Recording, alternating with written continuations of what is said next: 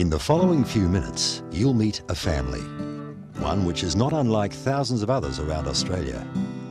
Typically, the family you're about to meet is made up of people from all walks of life. Some are wealthy, some are studying, others are struggling. Some are optimistic, some are realistic, others have a dim view of the world.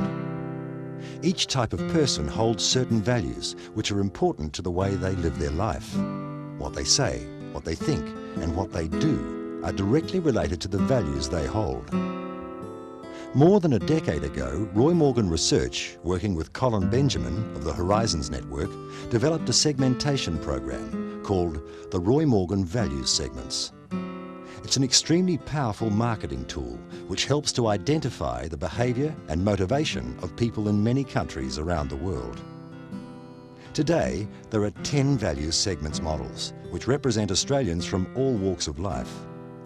Not only does values segments provide us with an understanding of how different groups of people live in our society, it also provides for a correlation between behaviour, purchase decisions and media consumption.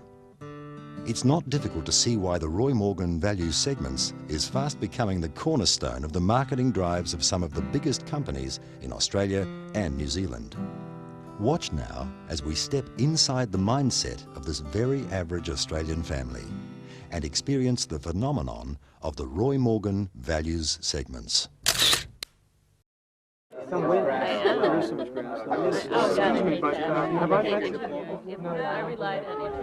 Yeah, well, things have always been a bit tough for us.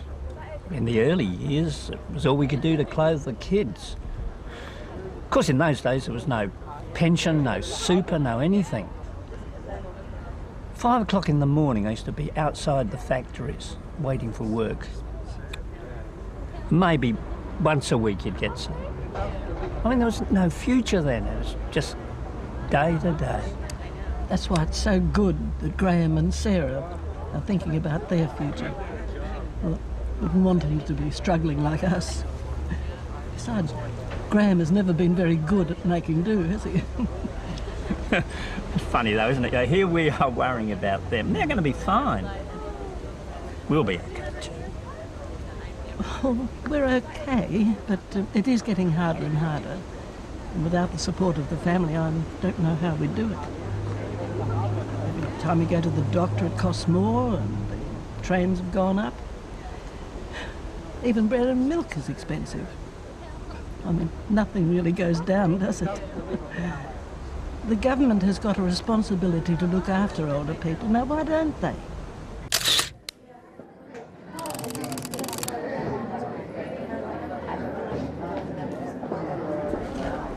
Oh, it always makes me laugh when I come to this place. Check out how much money they got. Geez, I can't even afford to pay for my own car. Anyway, I wouldn't want the pressures of big mortgage or the hassles of his business and stuff. I reckon the old man's a bit jealous of him too. I mean, he probably should have the balls to go out on his own and make a go of it. I mean, he's always on at me about, why don't you get a real career? Have a look at him. Is he so happy? The old lady makes his life unbearable. So that's what my missus tried to do with me, put the handbrake on. I said enough's enough, I'm off. Oh, I miss the little fella though. I only get to see him on the weekends. Not real fair, eh? Cop that. You pay half of what you earn and you can't even get to see your own son when you want. Yeah, well, she can stick it now. See, how's she going to get the money when I haven't even got a job, eh? Well, I might go north soon. Get a job up Queensland. Get away from all this crap. It's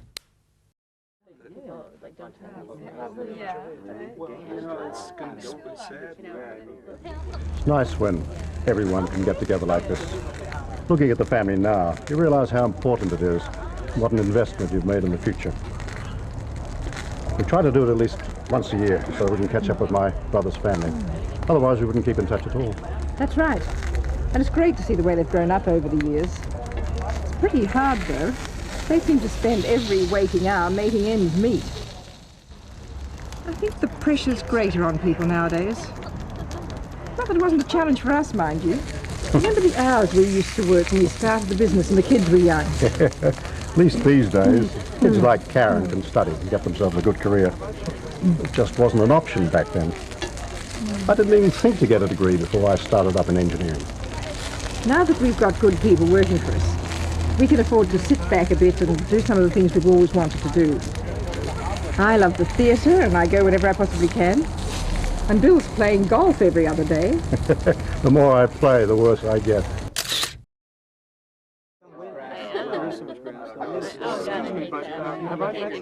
Your life really changes a lot when you have kids.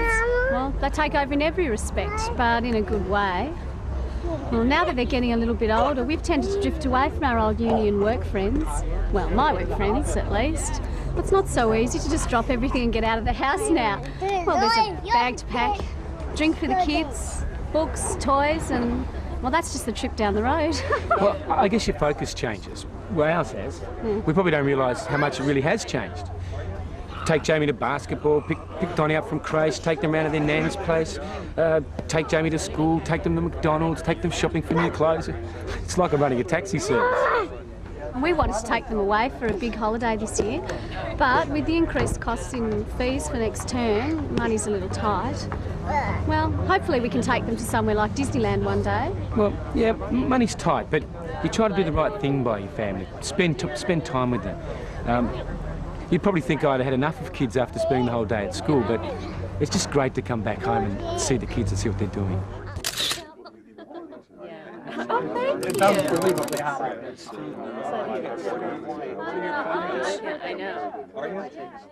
I'm sick of living at home.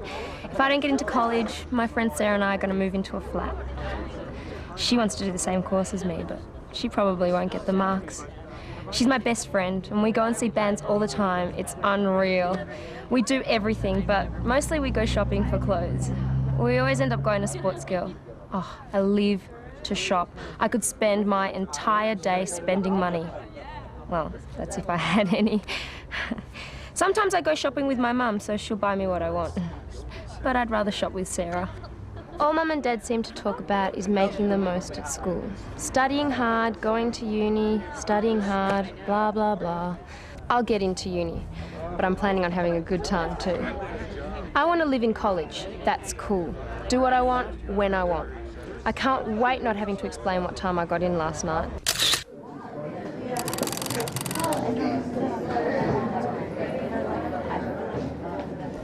It's always nice to come and see the family, but at the end of the day, I find I'm looking forward to getting back home. You know what they say, you can choose your friends, but you can't choose your relatives. I don't get much time off with the baby, and I like to unwind. I like my own space. After all, I work hard. I have to if I'm going to pay the place off and pay for the creche. I've probably got more pressure on me than half the people here today. I guess it all comes down to how you view responsibility.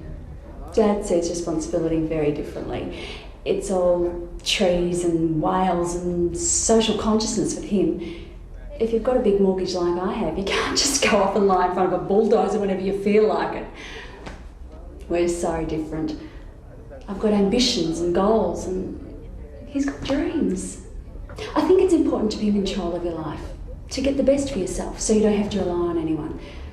I work hard because I want a good lifestyle.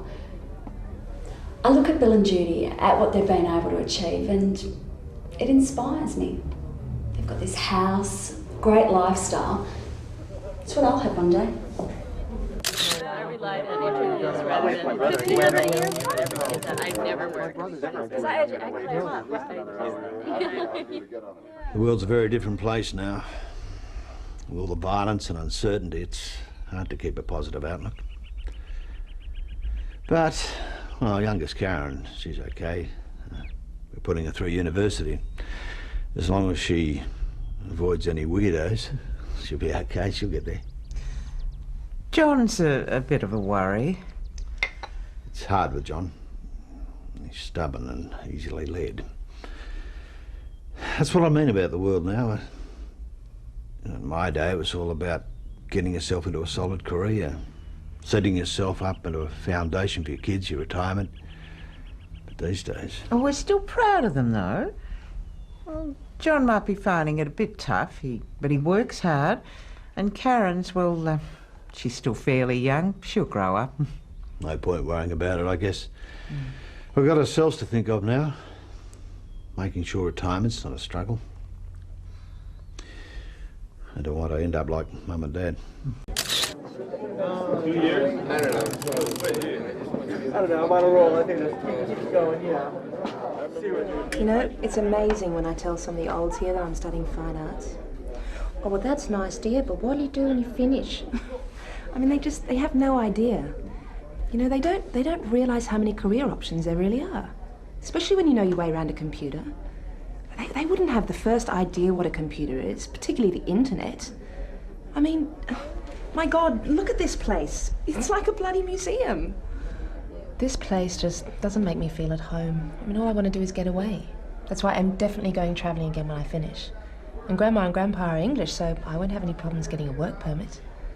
I went to Europe last year after my HSC, and it was the best learning experience you could ask for. There's so much to experience there, so much to see and do. So I can't wait to finish my degree so I can get back there. When I look at someone like Liz, you know, she works so hard for a fancy house and a big job. Where's the satisfaction in that if it's killing you? I mean, I'd much rather have some stories to tell my grandkids one day.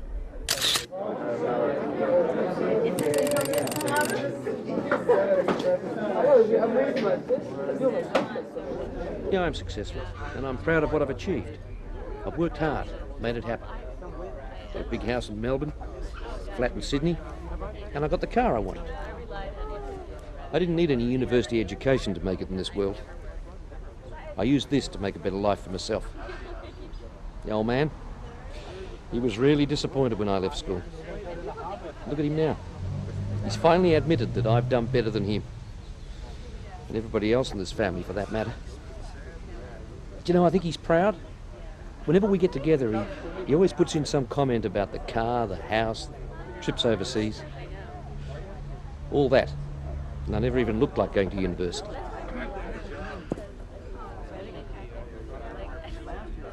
Don't get me wrong, though. University's got its place. My daughter Kate, she's doing economics right now. By the time she finishes, she'll cost me a small fortune. No, I sold some shares to cover the fees, and I'm glad I did. Prices went down anyway. Kate's doing really well right now, and I'm looking forward to opening a few doors for her when she finishes. I've helped a lot of people on the way up. And when it comes down to it, I've got no problem at all about calling up my favours. Let's face it, it's not what you know today, is it?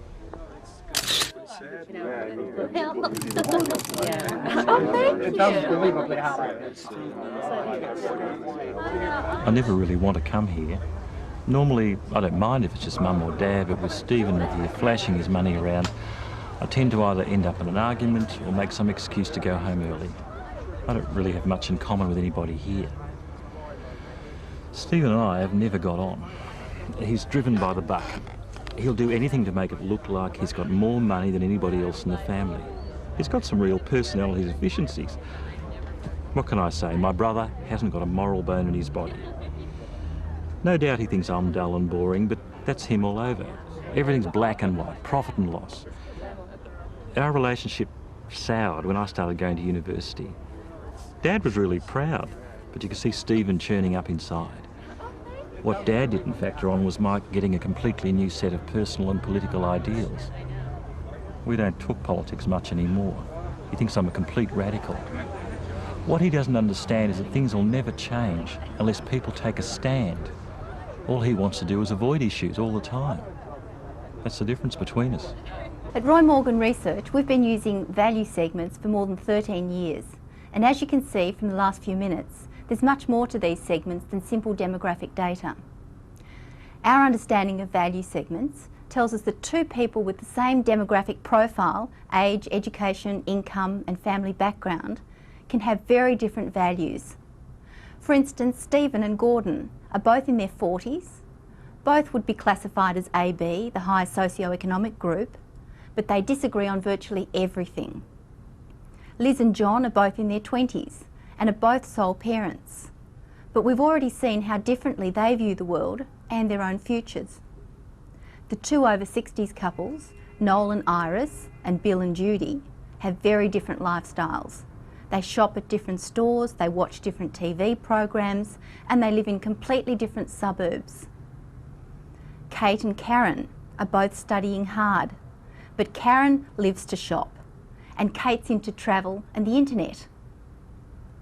Graham and Sarah, the real conservatism value segment, would probably have the same income level, superannuation coverage and household insurance products as David and Jane, the conventional family life value segment.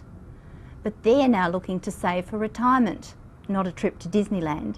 It's simple comparisons like these that show just why value segments have the edge over basic demographic data. Now let's look at how this powerful tool will create effective selling and marketing strategies.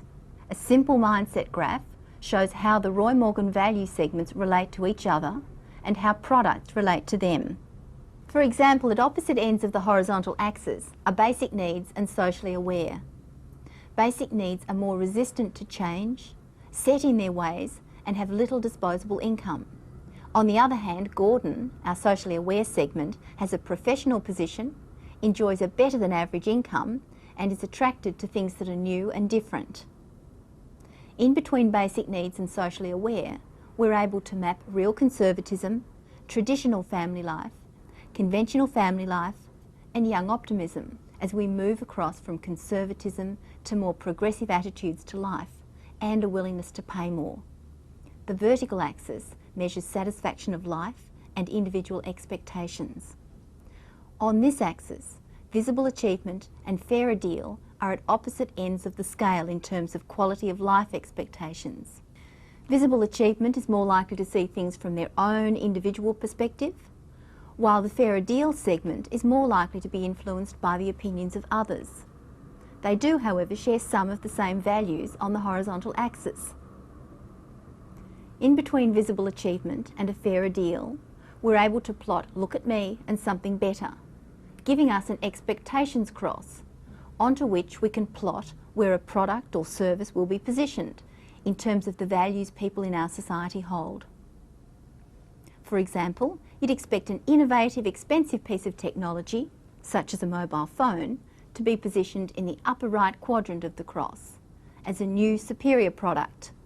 Mobile phone manufacturers would then be well advised to study the research on the Roy Morgan value segments to better understand their market and more efficiently position their products. Otherwise, their product will move into the less appropriate, new and different quadrant. One case study that shows how all this theory works to fine-tune marketing and sales strategies used Centaur maps to profile specific target customer options. Bang & Olufsen, the world's leading audio, TV and home entertainment company, worked with Colin Benjamin to reposition their brand by applying the Roy Morgan value segments to their marketing and advertising approach. Here's Andrew Donaldson, Bang & Olufsen's chief executive in Australia, to tell us more about how they discovered their edge with Roy Morgan value segments. Now, if we look specifically at the Bang & Olufsen advertising style and how that's changed over the past couple of years, you'll find the interesting thing is that before our awareness of value segmentation, we were advertising, for example, in these advertisements here, with a very sharp focus on the product, an enormous amount of backup copy for the consumer to read, and in that copy there was a specific emphasis on features and technical innovation. That was the Bang & Olufsen style that was in place, in fact, for many years, and what we found was that the brand was positioned somewhat as an icon, and to many consumers, I guess, fair to say, the product was out of reach for them. They weren't able to relate to the product. Then if you look at the second style here, we now put the product in a domestic context. We reduced the copy significantly. A more conversational style in the copy was developed. We've included people. Even a Labrador was in there in one or two of the ads. And we found that the positioning of these ads really had a fairly immediate and, I should say, very positive response on the cash register. The Roy Morgan value segments provides a powerful insight into the way people think and act when it comes to product purchase decisions. By examining their media interests, leisure activities and lifestyles in our unique single source database, it's possible to produce genuinely targeted market plans and strategies.